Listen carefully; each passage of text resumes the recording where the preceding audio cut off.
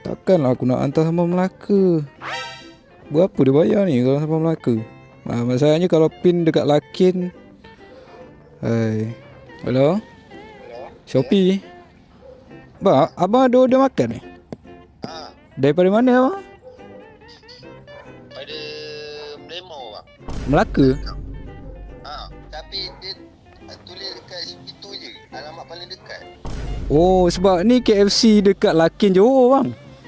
Oh, saya salah ni.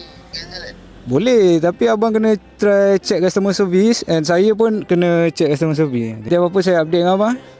Okey, baik. Okey bang. Pin location ni selalu masalah. Aku pernah juga dapat order kat sini, tapi parcel. Aku ingat lagi dekat pejabat tanah. Aku masuk tak ada pun order kat situ.